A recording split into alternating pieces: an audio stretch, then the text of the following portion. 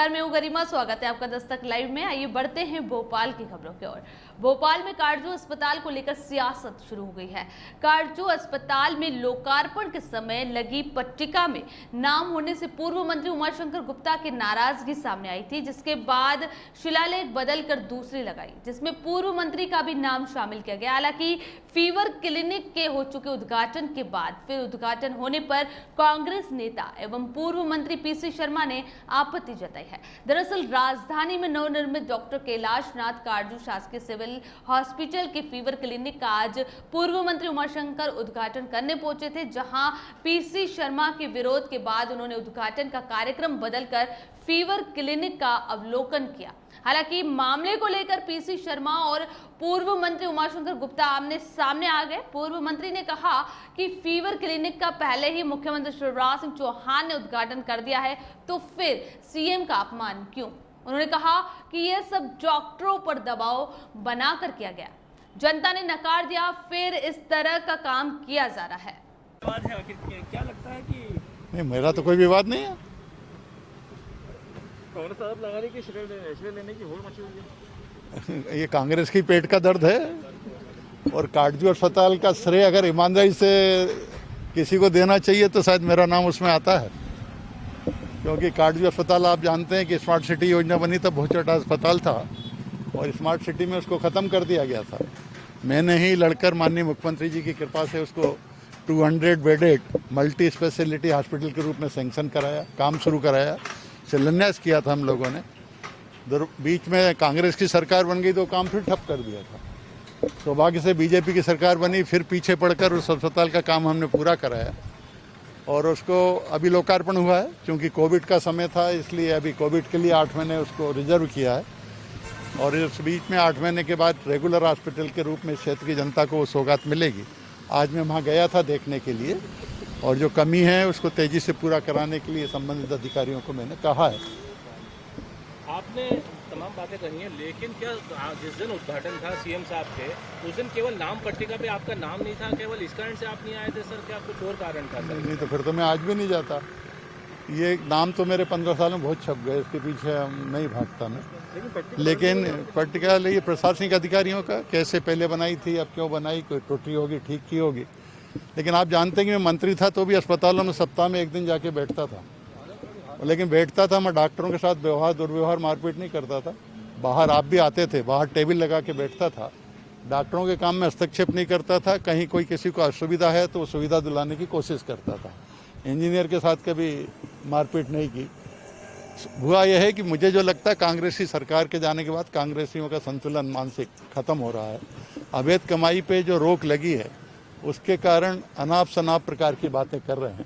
केंद्र की माननीय मोदी जी की योजनाएं, शिवराज जी की योजनाएं, कोविड काल में जो सारी कल्याण की योजनाएं शुरू हुई हैं, उनका वैक्सीनेशन सेंटर्स पे भी मैं जाता हूं। भारतीय जनता पार्टी के कार्यकर्ता के नाते जाके देखना, कोई कमी है तो सरकार के ध्यान में लाना, ये काम भारतीय जनता पार्टी का प्रत्येक कार्यकर्ता करता है। दुर्भाग्य से इस क्षेत्र में हमारे विधायक राजनीतिक वछी मानसिकता के कारण इस प्रकार के काम से दूर भागते हैं। ठीक है, तो वो तमाम जगहों पे शिलान्यास लगे हुए हैं, एक जगह नहीं हुआ तो क्या होगा? ये तो एक प्रकार की राजनीति की जा रही है आपके द्वारा। राजनीति नहीं है भाई, सवाल ये है कि जब आपका शिलालेख में नाम नहीं है तो उसको पलट के दूसरा डॉक्टरों को दबा के वो करने की क्या जरूरत थी? और उस दिन उनने अपने समर्थकों के साथ एक पट्टी भी चिपकवा दी थी, वो बाद में अस्पताल वालों ने उखाड़ दी। तो कुल मिलाकर काटजू अस्पताल के लिए इतनी भड़बड़ाहट क्यों आपकी? ये इसका पूरा निर्माण कांग्रेस के ज़माने में हुआ है, आपने तो केवल भूमि पूजन कर दिया था। बाकी इसका मतलब तो ये है कि जब मेट्रो का भूमि पूजन कमलनाथ जी ने किया है तो उद्घाटन कमलनाथ जी करना चाहिए। ठीक, नगरीय निकाय चुनाव को लेकर ऐसा है, सरकार को तो उसकी क्रेडिट मिल गई।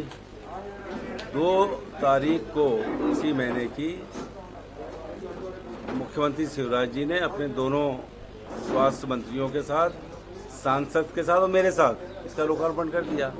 अस्पताल चल रहा है, कोविड-19 के लिए किया था। मैंने वहीं मुख्यमंत्री जी से निवेदन किया कि कोविड-19 में आधा करो तो केसेस आ नहीं रहे, और आधा जनरल रखो, ओपीडी रखो।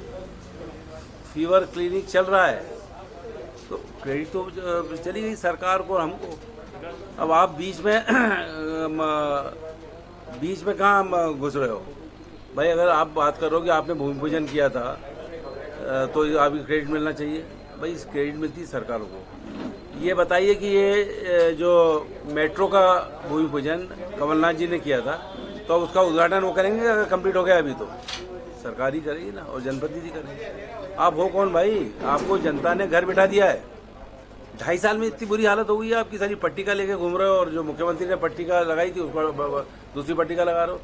कहते हो कि अवलोकन के लिए जाएंगे, डाल रहे हो मीडिया में कि फीवर क्लीनिंग का लोकार्पण करेंगे, उद्घाटन करेंगे। अरे वो चल रहा है, उसका क्या उद्घाटन करोगे? ये मानसिकता समझ में नहीं आ रही है।